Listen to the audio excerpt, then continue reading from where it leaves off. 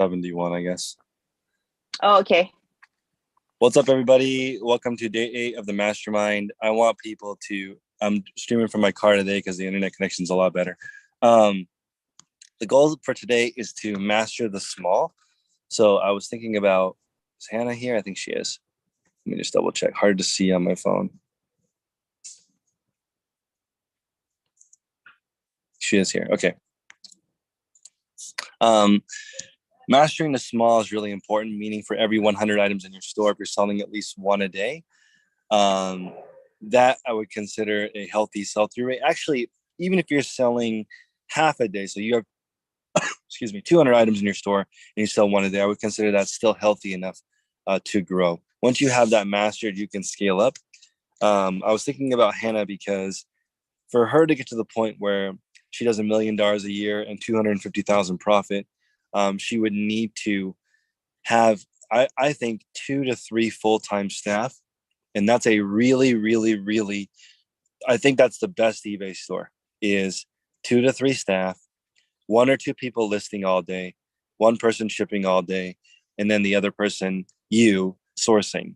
I have never met someone with a fully automated store yet, but if you have to work and your job is just sorting, that's the ideal. So mastering the 100 item eBay store is the key. Start small, organize it, and then move to the next level. So I want to talk today about how much time people have per day to work on eBay. So go ahead and throw that in the chat, and I'll look at it. And also I want people to recognize, let's see, what was it? Oh, if you can't make one of the calls, that is fine. They're all recorded. They're all on YouTube. So don't feel like you have to miss like a doctor's appointment for this call. It's not that big a deal. And this is more of a general mentorship because it's different than just a one-on-one situation. Okay. David has 4 hours a day for eBay. So this is great because if you have 4 hours, I think what you can do is figure out what a part-time employee would do for you if you replaced it with that. So I'm going to play on that in just 1 second, but I want to ask Wacy if post office carriers get more money if they pick up more packages. Is there like a commission, or does your post office get kudos if you pick up more as a carrier? I don't know if Wacy can chime in. Well, the way they do it is they calculate certain times a year. They basically track your route, and then your whole year is based on that. And they always do it on kind of a slow time of year, but they haven't done it. And like I told you, my neighbor Amy has been getting tons of packages. Well, they haven't done a count since then, so it isn't really affecting me. It's supposed to, but it's not right now. Because the reason I ask is my post office carrier was like, stop going to the post office. I want all the packages. I wasn't sure if that's because he's trying to build up his numbers. Yeah, that probably. And they did implement a new system. So hopefully it's going to start affecting us sooner than later. And he's probably also a city carrier, which is going to be a little different than I'm a rural carrier. So it's going to be a little different. But yeah, it definitely, we do want to get, like, I'm happy to have someone on my route that has a ton of packages, even though I may not be getting credit for it right now. I'm hoping, down the road, it's going to boost my route. Okay. Yeah, because that surprised me when the carrier was like, I want all of them. If you can't get it done by 5, don't worry. I'll come back at the end of my route. So I was like, oh, that's interesting. So, okay, that's great. Okay, today's exercise is going to be a little bit different. I'm going to start with David in the UK. If I came to help you for 8 hours every day, Monday through Friday, what would you have me do? That's going to be the prompt for today. Could you ask the question again there, Chris, please? I missed that. Apologies. If I came next week to help you Monday through Friday for 8 hours a day, full time, what would you have me doing? I'd have you organizing our systems better and organizing our schedules better. 100%. Okay. And then if I was a worker bee, what would you have me be doing? If you're a worker bee, listing. Okay. So what do you have any, I guess if I showed up to any of your stores for a week, I would actually do that. I would organize your shipping station a little bit better, your photo station a little bit better. I would look at how you list things and try to get best practices.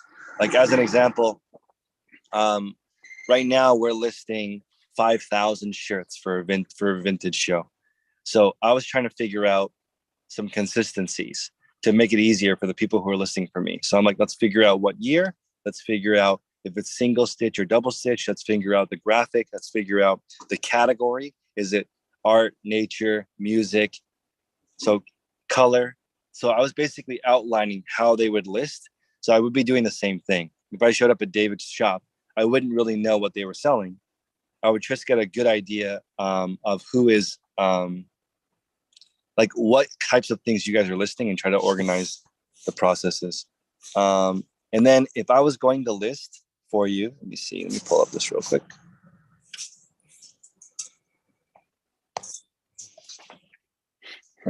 Gotta get a couple more people in the chat. This is actually not too bad from a phone. But yeah, I would be organizing processes, but I want people to write this down. I think fully optimized, one employee can list 100 items a day. So that's about 4 to 5 hours of photographing and 3 to 4 hours of listing. If listing is not faster than photographs, then you're not niche down enough. Listing is actually easier than photography once everything is set up, because there's no actual physical moving around. You just have the pictures and then the eBay process. So the reason why I was thinking about Hannah is she's not quite going to be able to do $1,250,000 profit with her one-time worker, because it's only $1 million income, $250,000 profit if you do 100 a day, every single day. If you have the person working for you, you have to do more to compensate for them. That's why I think sorry for the train. For the ultimate, to do that, you would need 2 to 3 employees full time. But let's ask. We'll go Brittany first. Brittany, if I came to work for you full time next week, what would you have me do? Probably photos and listing, and also I would probably take you sourcing with me locally to see if I really I don't think I live in a great area for finding stuff, but I would like to test that theory. Am I just not looking hard enough? Am I not picking up the right stuff? Or is that really the case? Do you have 525 things for me to list? Probably close. Probably 400. Okay. So I couldn't even do a week's work for you. No. If I was just doing I can get some more though. Okay. So that would be ideally when you have staff. You just make sure that you have enough stuff for them to actually knock out. Yeah. That's great. And that is awesome. I would come with you to see how we could optimize your route and try to get more bulk items. So another thing, when I talk about people being an expert in your niche, when you are an expert in niche, you learn how to buy bulk of exactly the item you are looking for. So that takes time, but I would be looking for opportunities. Where are you, Brittany? What state? I'm in Idaho. Idaho, maybe not the best, but we would just try to figure out what we could do, because Idaho is up and coming. A lot of people. Yeah, I mean, where I'm at in Boise, it's just exploding, but I just don't find, I will find some stuff at the thrift stores and stuff, but it's just not enough stuff to make my time worth it for how long I have to be away, because I don't really have a ton of time. And so that's where kind of the pallets came in. It's possibly more expensive because I am also paying for those items that I have to find how to get rid of. But it saves me so much time. And so that's what I'm really paying for there, I guess. Do you know your cost per piece? It really varies in the pallets. anywhere from about, I've counted it and averaged it out, and I pay between 6 and 12, depending on, some of them are just packed full. Some of them have like a lot of shoes that take up space. So it really depends. And that is, that's out of the items that I kept. So I sorted it and then counted out the items that I kept, averaged it by what I paid. And then, so that is my average price on the items that I'm listing, not the ones that I'm getting rid of. Does that make sense? Yes. So the reason why I bring this up is earlier in the call this morning, somebody brought up that they're buying Amazon return pallets, Mm-hmm. and the average piece only 12 cents. But some of them can't be resold at all. So Yeah. those are not only negative. I mean, they're not only throw value, resale value, but you have to takes up space and you have to throw it away or donate it. So it's like negative money. Mm-hmm. So he was guessing that, or Tech was guessing that the estimated per piece is probably 95 cents Mm-hmm. because so many of them are worth zero. Some cost money to dispose. So that ended up being like $1 a piece. So for you, pallets are okay as long as your per piece ends up being, you're looking at all of the different factors of the cost. Yeah. And my average sale price is right at like $30. I had a question for you on that. When you look at your average sale price on eBay, is that including shipping? On eBay, it's including shipping and tax. Okay. So my average ship cost is like $6 probably. Yep. So I need to kind of take that out of that to get. And probably $2 in tax. Mm-hmm. You're probably like at 22. Okay. Which is still great. I would consider anything 15 and over. Fine. You can grow. Okay. So let's see. I would come sourcing with you. I would try to find something local. I think that it's almost impossible to scale unless you have a local supplier, because you'll bring that $6 to $10 cost down to 1 to 4. Mm-hmm. Yeah. So and I also have to spend an entire day to go pick up my pallets because I have to drive. I still have to drive. It's about 4.5 hours each way. So I get up on Thursdays, do my bidding, go pick it up, come home, bring it all inside, sort on Friday. And then I've been doing that like every other week, but they're also really expensive. And I'm not to the point where I'm making enough to pay myself and pay for pallets and keep enough inventory to be consistent with my listing, because I have to wait to make enough money. So I'm kind of in this spot where like, I know I need more money to buy more pallets, but I also need money to pay my bills. Yeah. The only way to fix that would be to lower your cost. Yeah. That's challenging right now until you That's get why I feel like I need to fill in like with local stuff. Yeah. Because I got to get to that point where I can buy 4 to 6 pallets a month, because that's really what I need to get my 250 items up every week. I would say if you can figure out on your thrift route to find 30 to 100 pieces a week with a lower buy cost or a higher ASP because you can cherry pick them, Mm-hmm. that would really help. That would be like your day job. Mm-hmm. And your eBay business is slowly growing itself with the pallets. Okay. All right, cool. Bethany, if I came to help you for a week, what would I do? Right now, probably shipping and maybe some photography, but right now shipping is just the thing that always gets me. At the end of the day, I'm always struggling to finish. Okay, so I think I could ship your 30 packages a day in an hour. Mm-hmm. But what is it that's making that slow? I don't know if it's really slow. I think it's just always the thing that I feel like someone else could probably the easiest do for me. Yeah. And something that I could fairly easily hand off, I guess. I guess that's more why I picked that. Okay, sounds good. Yeah, I think so. I would have 7 hours left to help you.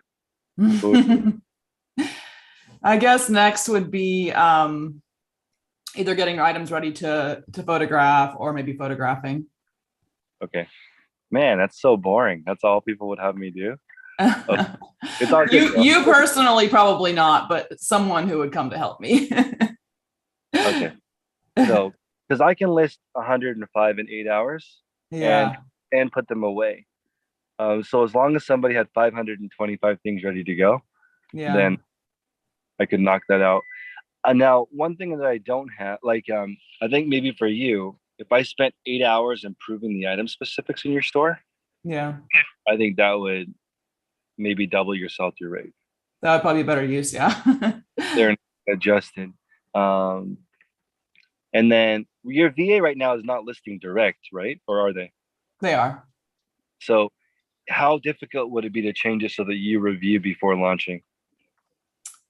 I mean, it would be a little bit tricky, mainly because I do cross post, and Poshmark is a huge percentage of my sales. Yep. And so, I mean, I could have her save drafts and I could go over them. But then she'd have to go back later, I guess, and figure out which ones had not gone to Poshmark yet. So it would probably be a little confusing in the beginning. I'm sure there's a method to it, but are you cross listing or is she doing? She's doing all the listing. Wow. So she has to pull the listing once it's live. Is that how it works? Yeah, I use List Perfectly, and I haven't seen a way to post a draft to somewhere else, which would be really helpful. I wish they had that, but it doesn't look, at least from eBay, it doesn't look like that's the case. So it doesn't even give the option. I checked that too, because I was thinking about this, and I checked that, and it looks like List Perfectly only grabs live listings, not drafts, at least right now. Okay. So yeah.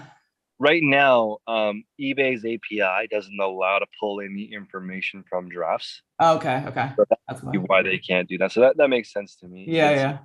And the way that you're doing it, I recommend more than entering it in the List Perfectly system, then using that system to push it out. I personally don't like that because it doesn't match eBay's item specifically. Exactly. So, okay. That's great. I would, I think everyone in the group should experiment with hiring somebody for a full day on a weekend. Let's all set that up so you can think, because part of being able to scale and master eBay is knowing exactly how to communicate to somebody how they could do it. And it has to be based on what you can do. So it's really good if you have 2 hours a day, like Hannah, because she can say, okay, if I had 8 hours a day, could I do 4 times as much? She could also take a day off of work and see what 8 hours looks like. And that'll give people an idea. But then ultimately, if you want to scale to the point where you're making 6 figures, usually you need at least one part-time helper. And Bethany, Tech would be happy to say that you would hire shipping first because that's what he wants everyone to do first, shipping first. Yeah. All right. Let's go with Amber. Amber, if I came next week, all week, full time, what would you have me do? I would probably first probably have you go through my death pile and figure out what's worth listing, what's not. Then I'd probably have you go sourcing with me and just show me what you usually pick up. Because I feel like when I'm out, I just pick up. I mean, I look up stuff, especially when I go to the thrift store. I pretty much look up anything that I pick up. But when I'm at yard sales, I tend to, oh yeah, I'll get this, I'll get that. And then I come home, I'm like, why did I pick that up? But yeah, probably go through my death pile, go sourcing with me, just so I can get an idea of what you pick up. And then maybe just have you go through my store and just see what you think, and thinking if you think maybe my prices are a little bit too high, or what I need to do to change. That's great. I actually would love to do sorting. So if I went to somebody's pile, I could quickly go through with them and decide, okay, these are worth listing immediately. I'm sorry, these are worth listing. These are worth donating. These are worth bundling maybe. Because lots is a good way to get rid of items as well. So I would say sourcing for me, I'm always looking for patterns. So I would scope out in your area what things there are to go to. Where I live, there are 200 thrift stores within 2 hours. So I could arrange all the different, all my different routes to be reverse traffic. I actually didn't figure that out for a long time until Hustle Bee came out here with Hustler Hacks, and they planned out I didn't even know you could source that long. They planned out a 14-hour sourcing day. I didn't even know that was possible. That's like looking at hours, looking at traffic, and then going to however many stores. I think it was either 16 or 18 stores they went to with this really super long route. So, and they've never been here and sourced here before. They did all that homework on Google before they even arrived. So if I was going to help you optimize sourcing routes, that's really the key, because if you hit a certain route over and over again, you will find valuable stuff. And I want everyone to write this other thought that I had down right now, which is it's perfectly fine to be an everything store. I think you need 3,000 items, a lot of space to do 30 a day of random stuff, because it will, it's tiring, and it's easy to lose things when everything's a different shape. So sometimes when you have an everything store, you have different inventory systems, like next to shelf G, and that can clog it all up. But 3,000 items, random items, you can still make 6 figures as long as you have enough space, never lose anything, and you list all 30 in a row, which I would recommend taking pictures of all 30, listing all 30. Christy asked, when can you hire someone to help list and photograph? I say when, I would call it snail pace. Really slowly, you're doing 15 an hour. Like really slow. So that I would consider snail pace. If you want to hire somebody, you've got to be at that level. If you can't list 15 an hour and have a sandwich and a cup of coffee, then you're not at a place where you can hire someone to do it. They will struggle too much. All right, cool, Amber. I would love to help you sort and go thrifting with you. Let's go with Valerie. Valerie, what's up? What if I did your DoorDash route for you? What would you do? And what would you have me do if I worked for you full time? DoorDash is door trash. My main struggle is I would like, well, yeah, you'll come and organize and everything for me, but I'm okay with the photographing and the listing. It's the sourcing. And I don't need to source right now. I know I have my death pile, but the other day a couple friends, DoorDash drivers, wanted to go run to Goodwill. And I'm like, okay, let's go. I wanted to see, because I hadn't been in there in a couple of years. Their prices are stupid. I mean, stupid, crazy high. So then we went across the street to Red Racks, and I was just as angry leaving there as I was 2 years ago, because they had a pair of George shorts with the original brand new with tags for $9.96. I took pictures. I'm going to post them on Facebook. Clearance for $4, and they're on sale at Red Racks for $15.98. And I'm like, I can't source there. So I did find Salvation Army. I went there yesterday just to check it out. And that's who's going to get all my donations. All the things, once all my death pile sorted out, I'm donating to them because their prices are still low. So they get it. They get all my stuff. But yeah, I need help sourcing and finding the secret spots. I've been mapping out the bins, and the closest one is an hour and a half away. And I'm having trouble finding quality stuff. The bins model is the best model for resale, in my opinion. That's where all my stuff comes from. You, like in the call they were mentioning, or the morning call, that you can buy from people who buy directly from them. Mm-hmm. And you can also, like, you could hire somebody to shop for you at the bins. There's plenty of people in our Facebook group who have a list of brands that they pay X amount for. Like, okay, all Vineyard Vines, I pay $4 for. All Patagonia, I pay $8 for. All Cool, I pay $8 for. All George, which is Walmart brand, do not bring to me. Right? So you would have a list, and essentially what you would do is train them. They bring stuff, you review it, make sure it's legit, you pay them, and then keep doing that until they're only bringing you keepers. And That's very hard. You need to find somebody very aggressive in order for them to get stuff reliably at the bins. They have to be very confident and aggressive. Otherwise, they won't be able to fight for the items that you need. And you need to give them a low enough threshold, like probably $12 or $15 plus shipping, so they can find enough stuff to make a living. Because that's a hardcore job. Oh, so you're saying like not to hire somebody local to drive there and shop for me and bring it back to me. You're saying to buy direct, like in bulk.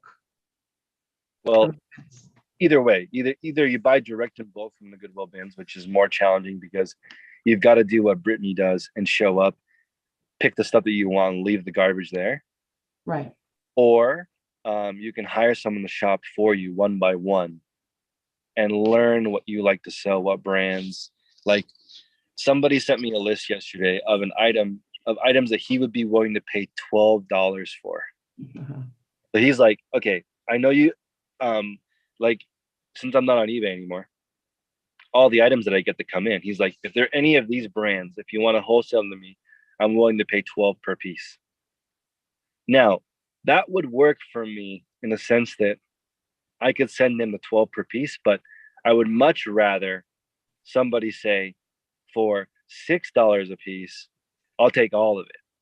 And I'll give all that person all the really nice stuff, all the medium stuff, all the low stuff, because I don't need that person to only buy the $12 really awesome pieces from me. Those I can sell anywhere. So you have to be able to provide a job that somebody can. And I think eventually I will be in, this is maybe too, I'm hoping that I can be in charge of the bins mafia, and there's only 100 bins in the US. Like, I hope that I can have an army of 30 people per store, and I get all the stuff. Because there's like a method to how you do it. You've got to bring snacks. You got to be focused, maybe wear headphones, and just know exactly what you're there to buy all day. But I would probably go to the bins with you if I came out to visit you. I'm looking at in the future. I was talking to a friend of mine the other day about this, and I'm starting to map out the bins. And until I get a year and a half from now to move back to Florida, I'm picking locations that I would be willing to travel to like once a month. Once a month, do a road trip to certain areas. I've got a couple in mind that I want to go to just once a month and just spend the whole day at the bins, maybe 2 or 3 days. Business expense, my travel. Yeah, I would definitely do it. And it's not easy. So I want people that want to add bins to their way of sourcing, that just to recognize it will take some time to really get into a groove. And it's the sourcing here in Missouri, most of the people are either farmers or truck drivers. There's not a lot of good brands of clothes, and I've tried health and beauty products. I've done everything stuff, and I just enjoy doing the clothes, and they're so easy for me to ship. I don't want to do VCRs, and that's what I want to do. I think about that, like here, the housing cost is so expensive. So if I do move to a place like Missouri, is it possible, or Idaho, is it possible for me to have stuff that comes in that's more expensive, but I can make up for it for the cost of, like here, I'm paying $25 an hour. If I lived in Missouri, I think the same job would be $12 an hour. Mm-hmm. This is like one third the cost, but then not as many good brands. So it's almost cheaper to live here, where a 1-bedroom apartment's $2,800 and your storage unit's going to be $3 a square foot. It's almost cheaper to live here because there's unlimited supply. Right. So it's almost like if you want to start a tech company, you would move to Silicon Valley. If you want to be a reseller, you would usually move to where the supply is, because it's easier at least to get the supply part. But if you have supply on lock somehow, you want to move to the cheapest place. So for me, the best thing to do would be to move 3 hours away from the city. And I would kind of have access to the city because I could drive here once a week or something, but still live somewhere that's relatively cheap. So I think everyone's going to have to balance living in an expensive area with great stuff because it's all equal. The people who make all the money spend all the money. I mean, it's like a circle. Like, yeah, I would say 80% of people who make six figures spend six figures, especially in America. Make 100, spend 110. It's like American dream. But if you live where it's farmers and truck drivers, they're making 50 to 70, and maybe they only spend 20 or 30. There's less donations. It's different. Ben, if I came to help you for a week, what would you have me be doing? I was thinking I would take advantage of your networking skills and want to understand how you made relationships that you mentioned in different places. And so take you around town or you tell me where to go around town, to what businesses, what locations, the conversations you had to establish the reliable people that would contact you. And so using that side of your experience, love to. Where do you live again? What is that? Where do you live again? Oh, Madison, Wisconsin. Madison, Wisconsin. Good Okay. place. Let's see. Vintage home decor. What I would do is I would definitely talk to all consignment shops. And if I was going to sell in the vintage category, I would say that the number one part of being in the vintage anything is reputation. So you need an excellent store. So if you can hand someone a business card and say, look, I get all the money for my items. So if you sell to me, I can pay you all the money as a wholesaler and I'll still make money on the back end, because that's really all suppliers want to know. Are you reliable? Can you pay on time? Do you have a reputation for getting all the money? Because when you niche down, you charge more. So Excellent. There's a space down the street called The Collective or something, and they're a vintage everything store. And 80% of their store is vintage. So what they did, which is actually very clever, they opened a vintage flea market. And I don't know how you set up a flea market, but there's a flea market that they run out of a parking lot of Ace Hardware. Okay, so they set it up. Ace Hardware is closed on Sunday here. I don't know why, but that parking lot's empty. And they use that for a vintage flea market. And essentially, I'm sure they're buying what doesn't sell at the end of the flea market. They're walking around networking with the people there, and they're filling their retail shop where they charge $230 for a mirror that would sell to a retail in-person customer for $230. Maybe on eBay that's like $150 or $125, and they probably bought it for $10 at their flea market that they host. That's really a cool idea. But if you have a store, that's part of your reputation. And you could say, hey, we're running a flea market. So this store's flea market. Come by, open a booth. They make money from the booth. They make money from their store. And I think that they probably pay Ace Hardware for that space. And then I know you need to get permission from the city. But I would love to run a flea market because I think that I could source there at the end of the day. That's brilliant. That's a really clever idea. Thank you for that. That's exactly right. And I think there's so many, that's almost the, I don't want to be an estate seller, but there's that element too of being well known that people will contact you saying this thing happened, my grandma died, and I'd like to have you come through the house and help me price things. And being honest about saying, this is kind of what I thought, I will give you $20. I'm going to be honest, I'm going to list it for 100, but I'm going to give you 20 right now. Is that a good deal? And that kind of transparency and, like you said, reputation, that you're being honest about what you're offering them and what you're going to earn. Is that something that you have found as well, been establishing your reputation in your area, that you're always open about what you do, or do you try to hide some of those things? That was my default thinking, like, I don't want people to know that we sell, and they market it up the price or whatever. But that would be the other question. I'd love to hear your thoughts on how transparent are you about your interactions as you engage with people? Okay, so I'll give you an example of where I screwed one up and one I did well. There was during COVID, I did 2 estate sales completely online. One, I showed up, I did the whole thing, and the guy said, "You pay me what you think is fair at the end." But it all has to be gone.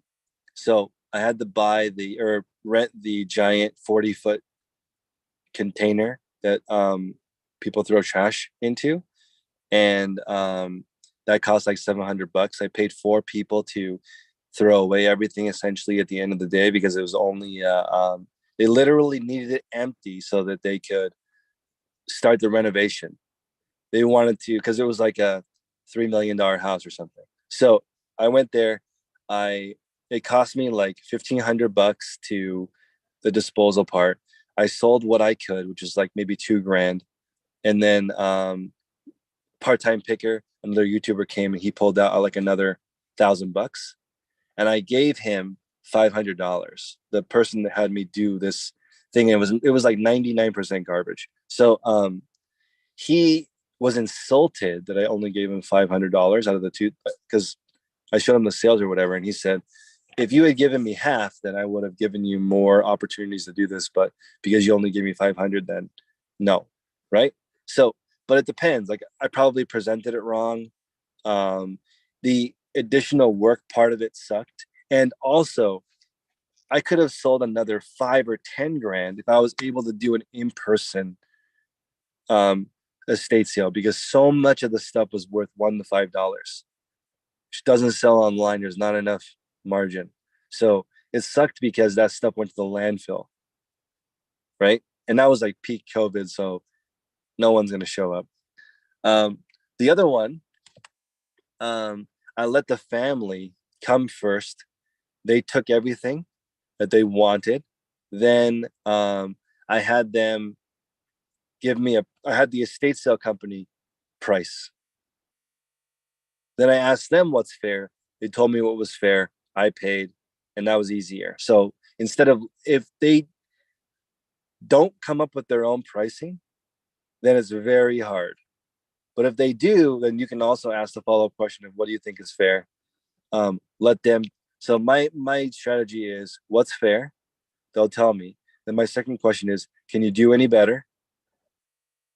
And then, okay, instead of, you don't want to grind them because the additional deal is worth more. So like, that's why, okay, this vintage t-shirt deal that I did, I actually told the guy that, because he has 50,000 units, he has $1 million of inventory. So I initially said, I'm willing to do the first deal at break even. I don't care. Like, I want to just make this long term. If I make $1 off of your whole inventory, that's $50,000. That's worth my time. So that networking to me is thinking about what do they want, right? Which sometimes it's not money. Sometimes it is money. If it's money, overpay. If it's convenience, tell them you'll do all of it. So the best way to approach networking is with an open mind and think, what do people need? That's why this experiment's cool, because I'm asking everybody what they need from me, and it's all different. So for you, networking wise, I would make it a bomb business card linking to a really good eBay store. And for you and your situation, it's kind of related to architectural salvage. That's like, there's a lady in the group who ran a store of architectural salvage. When estate sale happened, at the end of the estate sale, everything would just go to her store. So she was the final stop for all the estate sale companies in Denver. Wow. So if you can figure out that connection, and she actually went out of business. So now she just sells online. It's too hard. The brick and mortar is so expensive. Yeah. That's great. That was $90,000 a month to run that store. Wow. That was really a lot of. Mm-hmm. But imagine having a building big enough that people could be like, all of the furniture and wood and and stones and all that stuff that is in people's yards. Okay. But networking is huge, and I would say it's mostly reputation, and then you have to have a lot of space.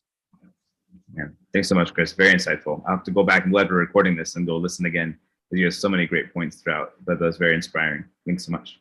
You got it. Richard, Gabrielle, if I come for a week, what would you have me do? Doing everything, Chris. Yeah, Ben kind of took that was when I was, so we're in Fort Worth, Dallas Fort Worth. So there's plenty of opportunity, but there's also a lot of competition. So I think one of the things is just other opportunities on how to source other than work smarter, not harder, or both. But like obviously right now we've been doing it for a year. We get the majority of it just sourcing on our own. Obviously thrift routes. We have a Ben's pretty close by. We have another one that's about a little over an hour away towards Waco. So we have two fairly close. And then we do have some online auctions or sales too that we've actually had pretty good. I've been able to get like lots of clothes that pretty cheap that were actually high-end clothes. So we've had some good luck there, but those are sporadic, right? Those aren't consistent. So I think it's just learning different opportunities to source. We've looked at pallets here, but a lot of them just are priced from what we've done in the past has seen. So I think it's just finding those.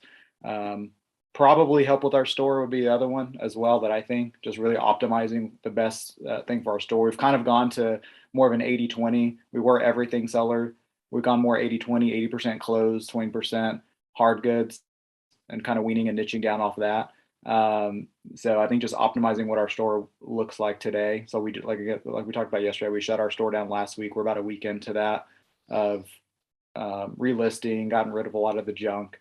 We got a pretty good system in terms of I think inventory and our shipping station, all that stuff's pretty good. I think we're getting better. Like yesterday, we started writing down or really getting like when we're taking pictures of like clothes and shoes, of like making sure we just have it like it's robotic, right? You're doing the same motion every single time. Hey, if you're doing shoes, it's exactly every shoe that we take. This is the method that we're gonna do. This is the pictures we're gonna take 1 through 10 or 1 through 12. Same with pretty much everything else that's consistent. So I think just finding other opportunities to source would be really, I think, helpful for us. And then I think our store optimization. Did you want to add anything else to that? Yeah, I agree with the sourcing being I see that being potentially the biggest hurdle for us, just because we're wanting to scale the business like pretty large. So, I mean,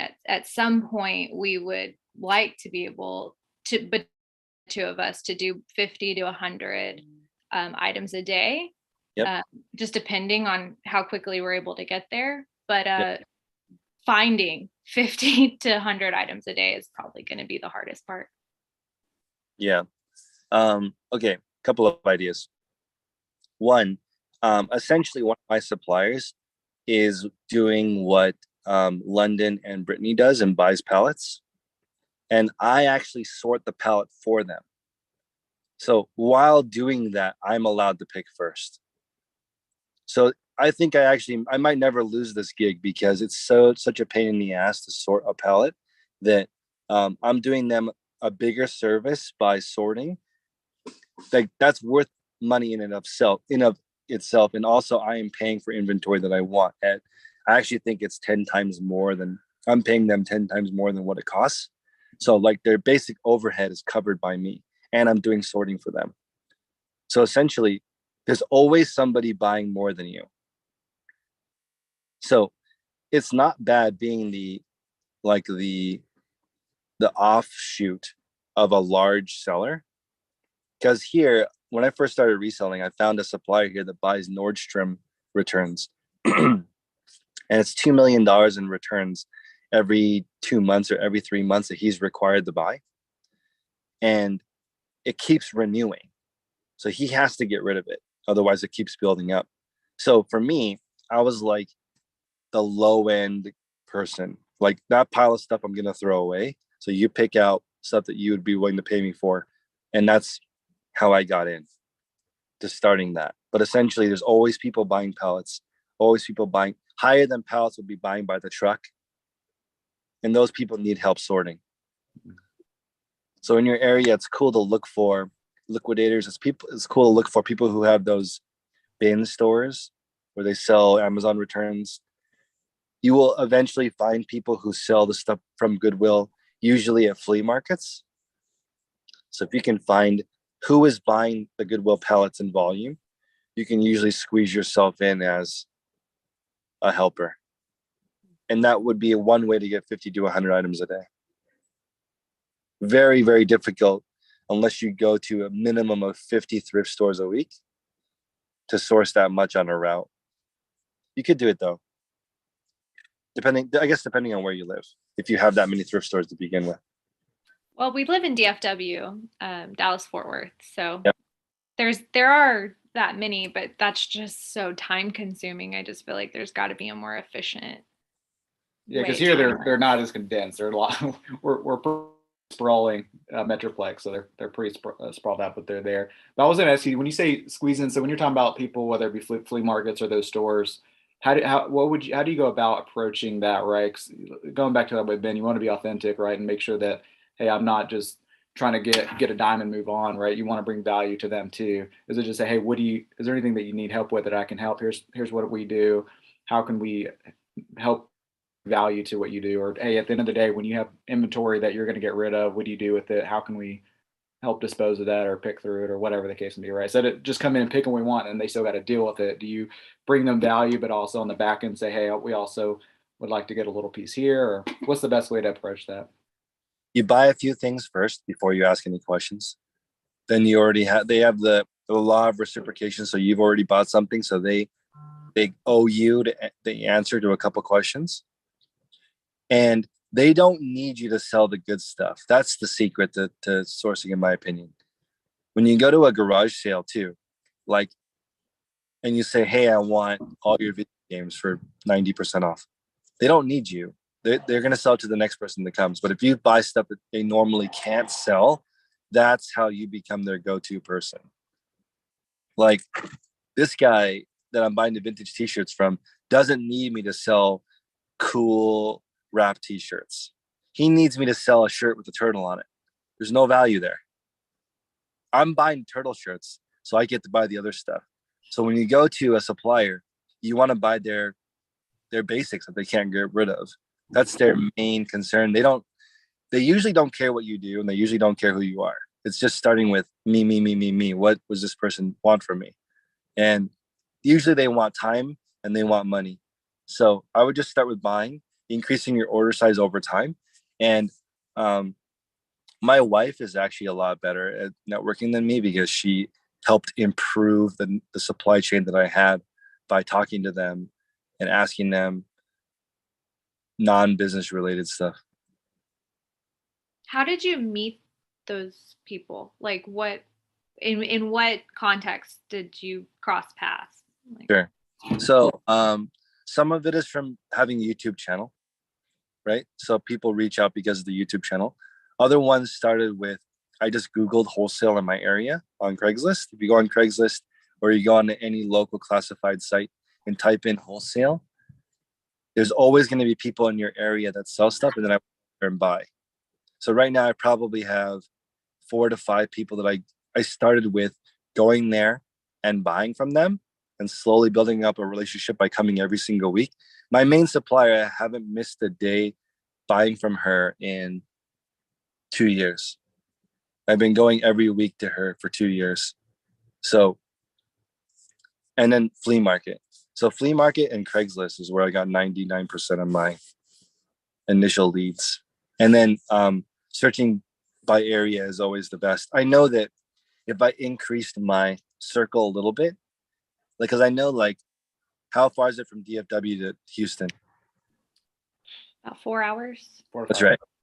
So I think Tino, the Soul Advisor, told me that I don't know his exact route, but his route was 40 or 50 hours a week of driving to get all the shoes that he needed for his store. So it was a lot of driving. But I think that he would do the DFW to Houston, that whole area, in order to get enough shoes. So I guess just showing up at the same store over and over and over again is how you develop the relationship with the store. I only had a few Goodwill connections, and they dried up because they had really high turnover. So that's hard. I don't recommend doing any business with Goodwill managers, unless it's like district level, or bins level, bins managers maybe. So I would start with Goodwill. I'm sorry, with Craigslist. Craigslist, flea markets. Flea markets is the best because flea markets is always the final stop. Always the best. I don't know what the flea markets are like in Texas though. Yeah, they're surprisingly. I know. Well, when we first started, I was watching Matt Wright, Part Time Bigger, and I was like, "Gosh, man, they have their flea markets open every day. Like, there's a ton of them in here. You would think there's a ton. There's really not. We have a big one, right? That's out towards Grand Prairie, Dallas, but they're only open weekends, and it's massive. And we're trying to start going. There's a place. It's called First Monday. It's out in the boonies, but it's really huge. But they only do it once a month. And they do it the first Friday before, or the Friday before the first Monday of every month. So we've been trying to go out there and get in there early. And that's where we're going to try to make connections there as well. Cause I know it's only once a month. It's a lot of resellers go out that way. But yeah, other than that, we don't have a lot of ones. We have the closest one we have local. We have two locally. One, we've gone several or a handful of different times and just it's not really good stuff at all. And then the other one we go to is out towards where we go to church, about 30 miles away or so. And they're open on Saturday and Sunday. And we've had some pretty good luck there. But just not huge. They're not huge vendors, right? They don't have like massive amounts of clothing, but there's two people that I bought consistently from that I've kind of connected with too. And I've also connected with some of the people we do online auctions with on some of where they get some of their stuff from. So there's times that they'll like either message me or call me when they get inventory in. So we've kind of started small there, but again, that's just not consistent because they just get different stuff in. They don't just get clothes or get one item in. They get all kinds of random stuff. So if you become an expert in clothing, all clothing basically ends up at the same place. Ends up at either the flea market or a rag house. Or if it's brand new stuff, it ends up at a liquidator. Like let's say Fox Liquidation, they like have all of the plugs on all of the different pallets of clothing that you can buy. But I guess it's just figuring out in your area specifically where it would be. If I came to visit you in DFW, I would just spend the first 2 days figuring out all the different people for where all the stuff goes. You can reverse engineer from the bins. Whoever is the biggest buyer at the bins, that's going to be where most of the inventory is. In every single state, it's the same. The people who have teams buying from the bins, or they're buying truckloads from Goodwill or Salvation Army. Here in the Bay Area, the Goodwill bins that I shop from gets 20 semi trucks of donations a day. Right? So it's a different depending on the location. So I have to run, but I wanted to say that no one today asked for money. Like, don't need anything from you, just money, just fuel in the fire. Because usually that's not the problem that people have. They need to organize it all. You have enough money if you're selling stuff at a decent profit, usually to grow. So as long as people focus on systems, and supply is very hard. It's most of reselling. But being an expert in where it comes from in your specific area is huge. Like, I find it crazy that in New York, New Jersey, yeah, we could do that. All right, guys, I'm going to end it on YouTube.